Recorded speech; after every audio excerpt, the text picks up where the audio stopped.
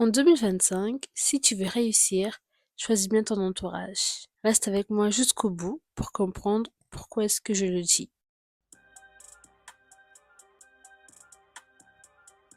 Bonjour ou encore bonsoir, dépendamment de l'heure à laquelle tu m'écoutes. Je m'appelle Bélicia et bienvenue dans ce podcast, le Just Talk, un podcast créé par une jeune, pour les jeunes et où on aborde des sujets qui nous touchent. En écoutant mon introduction, tu t'es peut-être demandé en quoi ma réussite est liée à mon entourage. Eh bien, c'est totalement lié. Il y a un dicton qui dit: dis-moi qui tu fréquentes et je te dirai qui tu es. Moi, je l'ai un peu revisité à ma sauce et je dis: dis-moi qui tu fréquentes et je te dirai qui tu es et où tu seras dans quelques mois, voire dans quelques années. Ton entourage a réellement un impact sur ta vie et sur ta réussite. Voilà pourquoi il est essentiel de bien le choisir, car tu es la moyenne des personnes que tu fréquentes. En 2025, voici 3 raisons majeures pour lesquelles il faut choisir son entourage avec soin. Point numéro 1. Ton entourage influence tes habitudes et ton comportement. Si tu fréquentes des personnes paresseuses, tu vas forcément finir par devenir paresseux ou encore paresseuse, consciemment ou non. Rappelle-toi, tu es la moyenne des personnes que tu fréquentes. Point numéro 2. Ton entourage peut freiner ton développement personnel. Imagine que tu travailles sur un train de caractère ou encore sur un projet important, mais autour de toi, t'as des gens qui te répètent sans cesse des paroles dévalorisantes. Tu ne pourras pas faire ceci. Non, ce projet, il est trop grand pour toi. Tu rêves trop grand. Arrête. Ces comportements peuvent te détourner de tes objectifs, même te démotiver et te freiner dans ton évolution personnelle, voire même professionnelle. Point numéro 3. Ton entourage peut limiter ton évolution. D'après moi, je dirais que 70% de ta réussite dépend de ton entourage et les 30 autres pourcents dépendent de toi. Un entourage avec une mentalité limitée ou encore des habitudes négatives peuvent t'empêcher de grandir, te ralentir et même te faire douter de toi. Pour te donner un exemple, j'écoute très souvent des podcasts d'entrepreneurs et ce qu'ils disent la plupart du temps, c'est qu'il faut vraiment, si tu veux te lancer dans l'entrepreneuriat, il faudrait choisir ton entourage parce que, en fait, la plupart s'entourent d'entrepreneurs comme eux, de personnes qui ont fait un chiffre d'affaires plus élevé qu'eux, tout simplement parce qu'en fait, ça crée comme une sorte de d'alchimie et en fait, ça permet de les booster pour aller chercher en fait la dimension qu'ils veulent atteindre. Et c'est ce qu'il faut faire en fait avec son entourage. Imaginons que tu veux être avocat, tu peux pas t'entourer des personnes qui, leur ambition, elle, c'est être teneur de mur. Tu peux pas avoir de grandes ambitions et fréquenter des personnes qui ont des ambitions limitées. Je pense que, au bout d'un moment, il faut savoir faire taire ses émotions et se prioriser et dire: écoute, je vous aime beaucoup, mais moi j'ai tel projet, je veux aller là-bas et je vois qu'avec vous, je pourrais pas aller là-bas en fait. Alors je vais prendre mes distances.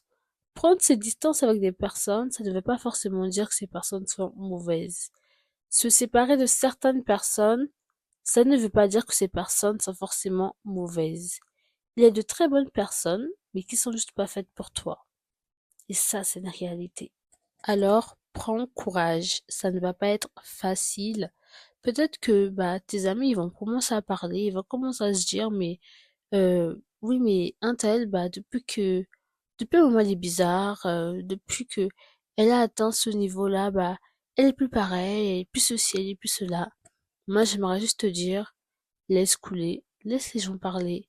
Tu as une ambition, tu as des objectifs à atteindre. C'est ta vie, tu n'auras pas une deuxième chance de vie. Et en fait, tu peux pas te permettre de rater ta vie à cause des amis. Moi, c'est ce que je me suis toujours dite. Tu ne peux pas te permettre de rater ta vie à cause des amis. Tu n'as qu'une seule vie, en fait. Là, tu vis, mais le jour où tout s'arrêtera, tes amis ne seront pas là et ils seront pas là à dire: écoutez, prenez-moi la place de un tel et puis que moi je meurs, que ma vie s'arrête, que mes projets s'arrêtent, que tout s'arrête pour moi, pour que cette personne puisse vivre. Ça n'existe pas. Même ton meilleur ami ne peut pas le faire. C'est réel. Il faut se réveiller. Réveille-toi, toi qui m'écoutes. Réveille-toi. C'est le moment. Il faut prendre sa vie en main. 2025, je pense que ça doit vraiment être une année où on ne met plus ses émotions en jeu. On ne met plus ce fameux «Ah oui, mais c'est mon ami d'enfance. Purée, il faut que je reste quand même avec cette personne-là». Non, ça peut être ton ami d'enfance, mais si tu vois que ton ami d'enfance est un frein à ton évolution, tu prends tes distances. Petit à petit, parce que tu as besoin d'avancer. Tu dois saisir ta vie. Et encore une autre fois, j'écoute un podcast, toujours d'une entrepreneur, et elle disait quelque chose, cette femme, c'est une femme entrepreneur d'ailleurs, elle disait que pour réussir, elle a dû se séparer de certains membres de sa famille et même de certains amis. Et elle a dit quelque chose que j'ai trouvé très intéressant juste après. Elle disait en fait que quand elle s'est séparée, quand elle a commencé à réussir, les mêmes qui la critiquaient, les mêmes peut-être qui se moquaient d'elle parce que bon, elle s'est séparée à cause de ça, mais en fait, ils sont les mêmes qui commencent à revenir pour lui demander de l'argent, pour lui demander des services. Et en fait, c'est ça. Quand tu vas prendre tes distances avec ton entourage, tu dois te dire une seule chose. Je me sépare d'eux, mais derrière, c'est pour réussir.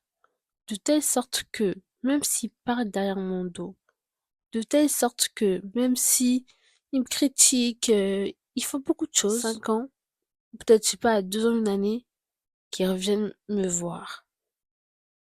Et c'est ça, en fait. On veut des vies transformées, des vies qui changent, des vies qui impactent, des vies réveillées. Et je pense que c'est ce qu'on doit être en tant que jeunes. On doit être des jeunes réveillés, acteurs de notre vie, de nos vies d'ailleurs, de ta vie, et pas juste spectateur. Non, la vie est trop courte pour être spectateur. Si je devais conclure ce podcast, je te dirais que si tu veux réussir cette année, entoure-toi de personnes ambitieuses, de personnes positives, de personnes alignées à tes objectifs, des personnes qui vont te tirer vers le haut, qui vont te permettre de t'atteindre ton plein potentiel et surtout faire taire ses émotions. Si ce podcast t'a plu, c'est quoi faire? Like, commente, partage, abonne-toi, active la cloche et à bientôt!